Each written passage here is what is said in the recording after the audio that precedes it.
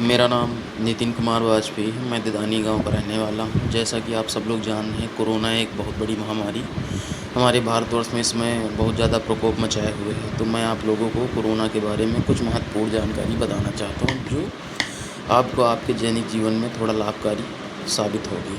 सबसे पहले, कोरोना 4 प्रकार का होता है। कोरोना 4 प्रकार का होता है। नंबर 1 होता है primary corona. Primary corona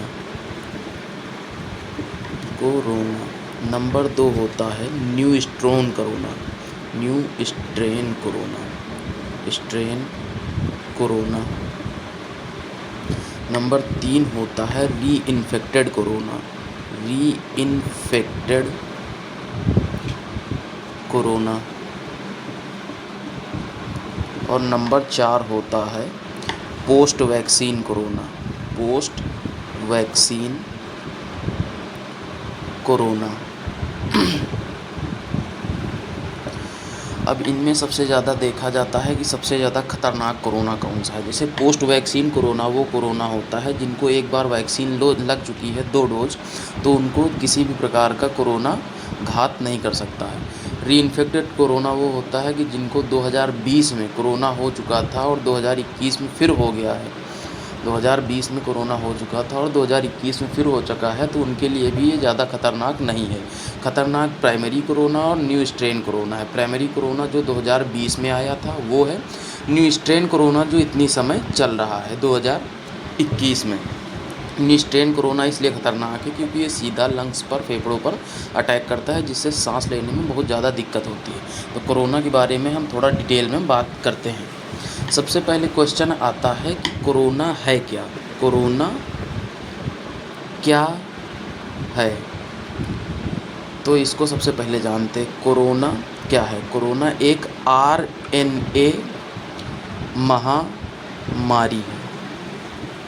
RNA क्या है? वायरस है।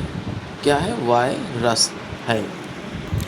कोरोना क्या है? RNA वायरस है।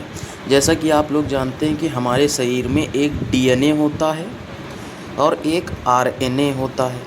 ये दोनों क्या होते हैं? ये दोनों आनुवंशिक लक्षण होते हैं। हमारे शरीर में क्या होते हैं? DNA RNA आनुवंशिक लक्षण होते हैं। DNA का फुल फॉर्म होता है डीऑक्सी राइबोज न्यूक्लिकम और RNA का फुल फॉर्म होता है राइबोज न्यूक्लिकम। अब जो ये कोरोना वायरस है ये हमारे RNA में पाया जाता है। किस में पाया जाता है? RNA में पाया जाता है। RNA कैसा होता है? RNA का स्ट्रक्चर ऐसा होता है, ऐसा ऐसा ऐसा ऐसा करके होता है।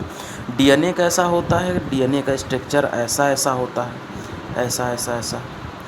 DNA का आधा RNA होता है। DNA का आधा RNA होता है। तो हमारे भारत देश में या अन्य देशों में सिर्फ DNA चेक करने की मशीनें पाई जाती हैं। क्या चेक करने की? DNA चेक करने की मशीनें पाई जाती है। और कोरोना वायरस किस में पाया जाता है? RNA में पाया जाता है। तो RNA को कैसे चेक किया जाए? तो क्या किया जाता है कि RNA को DNA बनाया जाता है। RNA को DNA बनाया जाता है। तो RNA को DNA बनाने की प्रक्रिया को कहते हैं रीट्रांसक्रिप्शन। क्या कहते हैं? रीट्रांसक्रिप्शन। और DNA से RNA बनाने की क्रिया को कहते हैं ट्रांसक्रिप्शन। क्या कहते हैं? ट्रांसक्रिप्शन। तो हमें काम किसका लगता है? RNA से DNA बनाने का। जिसे क्या कहते हैं? RT, मतलब रीट्रांसक्रिप्शन। अब कोरोना जांच कैसे की जाती है? कोरोना जांच कैसे की जाती है उसके बारे में जानते हैं। कोरोना जांच जो की जाती है वो RT-PCR के द्वारा की जाती है। RT-PCR का फुल फॉर्म क्या होता है? RT मतलब रीट्रांसक्रिप्शन और PCR का मतलब होता है पॉलीमेरा चेन रिएक्शन। क्या होता है? RT-PCR के द्वारा कोरोना जांच की जाती है। अब इसमें क्या किया जाता है? जो कोरोना जांच की जाती है उसमें क्या किया जाता है कि एक सुई के द्वारा या सलाई के द्वारा आपके नाक व गले में उसे डालकर देखा जाता है। उस सलाई में आपका सलाइवा, जो गले या नाक में सलाइवा पाया जाता है, वो सलाइवा उस सलाई में लगता है, जिसे एक मशीन में डाला जाता है। उस सलाइवा को मशीन में डाला जाता है, जिससे कोरोना जांच होती है। अब इसमें भी वैज्ञानिकों और डॉक्टरों के द्वारा एक नियमित सीमा बनाई गई है कि कितने ज़्यादा बार हम कोरोना जांच करें कि उसमें पता चले कि कोरोना है या नहीं। तो इसमें भी एक जिसे कहते हैं जिसे कहते हैं थ्रीशोल्ड वैल्यू। क्या कहते हैं? Threshold value. थ्रीशोल्ड वैल्यू मतलब सीटी वैल्यू। सीटी वैल्यू क्या होती है? अधिकतम से अधिकतम कितनी बार जांच किया जाए कि आपको कोरोना निकल आए। तो अधिकतम वैल्यू 35 मानी गई है कि 35 बार में अगर आपको कोरोना निकलता है तो निकलता है, नहीं आपको बता दिया जाता है कि आप कोरोना से इन्फेक्टेड नहीं हैं। ठीक है, तो सीटी वैल्यू आपकी 35 मानी गई है कि 35 से ज़्यादा बार चेक नहीं किया जाएगा। 35 बार में कोरोना निकलता है तो ठीक है, नहीं निकलता तो बताया जाएगा कि आप कोरोना पॉजिटिव नहीं हैं। तब जितना कह रहे हैं कम सीटी वैल्यू होगी, जितना कम, मान लीजिए 5 सीटी वैल्यू है तो आप कोरोना के ज़्यादा संक्रमित हैं। मान लीजिए आपकी सीटी वैल्यू 35 है तो आप कम संक्रमित हैं। मतलब जितनी ज़्यादा सीटी वैल्यू उतना कम संक्रमित, जितनी कम सीटी वैल्यू उतना ज़्यादा संक्रमित, ये होता है। अब सवाल आता है कि घर पे कोरोना जांच कैसे करें। घर पे कोरोना जांच कैसे करें? तो उसके लिए होता है पल्स ऑक्सीमीटर। क्या होता है? Pulse oximeter. पल्स ऑक्सीमीटर में 3 चीज़ों की जांच हो जाती है। एक तो आपकी ऑक्सीजन की जांच हो जाती है, नंबर 2 पे आपके दिल की धड़कन की जांच हो जाती है, धड़कन की जांच हो जाती है, और नंबर 3 पे आपकी जांच हो जाती है कि ऑक्सीजन आपके पूरे शरीर में कोने कोने पे पहुंच रहा है कि नहीं। तो ऑक्सीजन की जांच जो होती है उसमें आपका 94% से कम ऑक्सीजन नहीं होना चाहिए। 94% से आपका कम ऑक्सीजन नहीं होना चाहिए। दिल की धड़कन जो जांच होती है उसमें आपका 60 से 90 के बीच में आपकी दिल की धड़कन होनी चाहिए।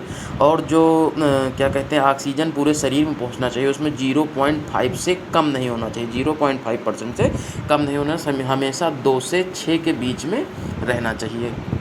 2 से 6 के बीच में रहना चाहिए। अगर आपके शरीर में ऑक्सीजन लेवल कम हो रहा है, मतलब 94% से 90, 87 या कम हो रहा है, तो आप लोग, एक बहुत ही फेमस दवा आती है जिसका नाम है डेक्सामेथासोन।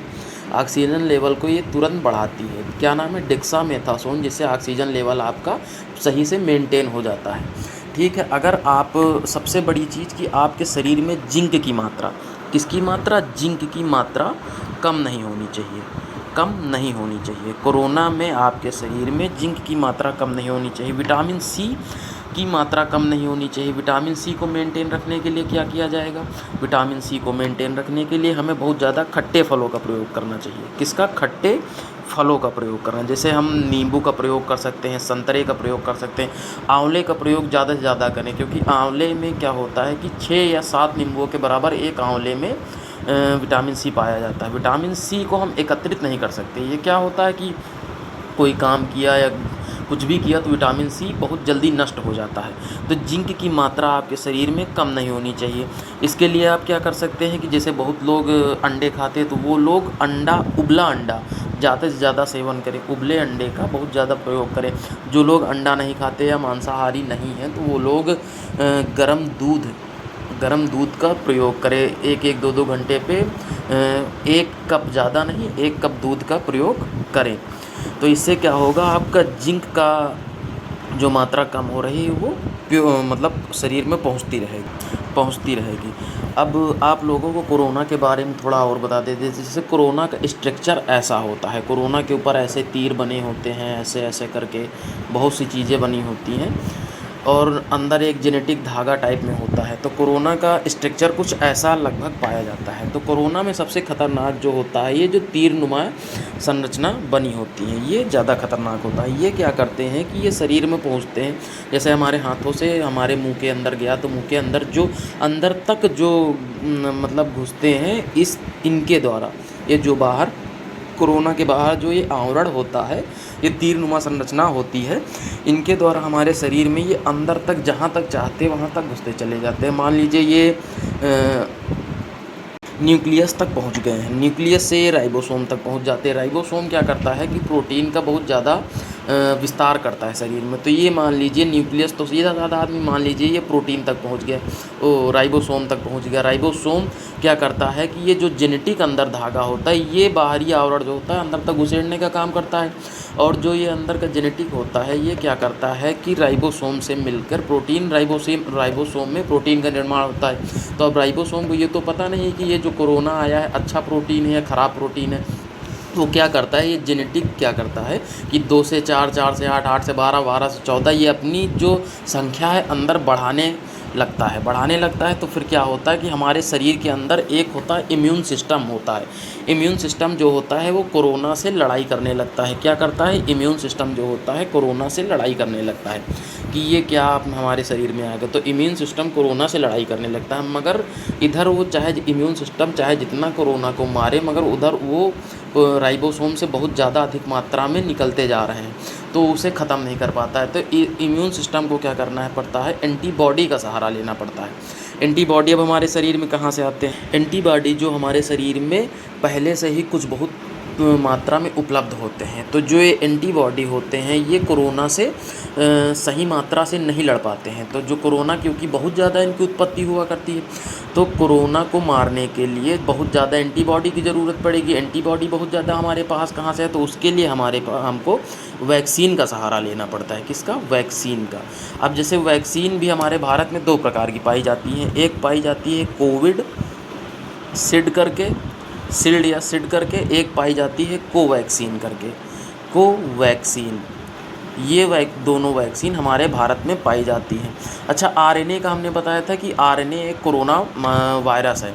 कोरोना वायरस आरएनए में पाया जाता है। तो जैसे जो ये वैक्सीनें होती हैं इनमें mRNA लिखा होता है हमेशा। क्या लिखा होता है, आरएनए, mRNA। अब कोविडशील्ड और कोवैक्सीन के बारे में आप लोगों को बता देते। जो ये कोविडशील्ड है ये ऑक्सफोर्ड की बनी हुई है, और जो ये कोवैक्सीन है ये अपने भारत की बनी हुई है। दोनों वैक्सीनें हमारे भारत में पाई जाती हैं। अब कौन सी वैक्सीन अच्छी, कौन सी वैक्सीन ख़राब, इसका निर्धारण हम आप नहीं कर सकते, वो तो लगने पे पता चलता है। कोविडशील्ड जो होता है ये क्या करता है, कोविडशील्ड ये क्या करता है कि मान लीजिए हमारे शरीर के अंदर कोरोना वायरस प्रवेश कर गया है, तो कोविडशील्ड क्या करता है कि वो कोरोना वायरस के ऊपर एंटीबॉडी बहुत ज़्यादा मात्रा में चिपका देता है। एंटीबॉडी जैसे वो हो जाता है तो कोरोना वायरस बहुत ज़्यादा विस्तार नहीं कर पाता है, तो उतने में स्थिर रह जाता है और एंटीबॉडी जो होता है उसको मार गिराता है, ये होता है। और जो हमारे देश की कोवैक्सीन ये क्या करता है, इसमें क्या होता है कि कोवैक्सीन में होता है कि हमारे शरीर के अंदर कोरोना का बहुत ही क्षणिक, बहुत ही ख़राब पदार्थ डाला जाता है। बहुत ही क्षणिक, बहुत मतलब अच्छा नहीं कोरोना, बहुत ही बेकार तरह का कोरोना हमें शरीर में आरएनए से लेके और उसमें कुछ पदार्थ और मिला के डाला जाता है, जिससे क्या होता है कि बहुत ख़राब कोरोना वो मान लीजिए हमारे अंदर डाला जाता है इस कोवैक्सीन के द्वारा। तो वो मान लीजिए राइबोसोम में पहुंच के फ़ोटो मतलब बनाना भी चाहे या 1 से 2, 2 से 4 बनाना भी चाहे, तो जो ख़राब कोरोना रहेगा वो बनाएगा, तो जो भी बनाएगा वो भी ख़राब निकलेगा। तो हमारे अंदर का जो एंटीबॉडी होता है वो ख़राब कोरोना आता है तो उसको मार गिराता है। तो इसी बीच में मान लीजिए सही कोरोना हमारे शरीर में पहुंच गया, तो मगर हमारे शरीर का जो एंटीबॉडी है वो सीख चुका है, जो ख़राब कोरोना को मार के सीख चुका है, तो उसको अब वो अच्छा कोरोना भी अगर हमारे शरीर में जा रहा है, मतलब हेल्दी कोरोना, जो हम बाहरी कोरोना भी हमारे शरीर में जा रहा है, तो एंटीबॉडी क्या करेगा, ये उसको भी मार गिराएगा। तो हमारे यहाँ जो कोवैक्सीन बनी है वो इसका कार्य ये है। कोविडशील्ड का कार्य ये था जो हमने बताया था। तो आप लोगों से बस यही कहना है कि आप लोग वैक्सीन का प्रयोग ज़रूर करें, क्योंकि वैक्सीन जिन लोगों की लगेगी उनकी वो होता है कि 95% चांस है कि उनकी अगर उनको कोरोना हो भी रहा है, वैक्सीन लगी तो उनकी डेथ नहीं होगी, उनकी मृत्यु नहीं होगी। क्या नहीं होगी, मृत्यु नहीं होगी। तो आप लोग ज़्यादा से ज़्यादा वैक्सीन का प्रयोग करें। धन्यवाद।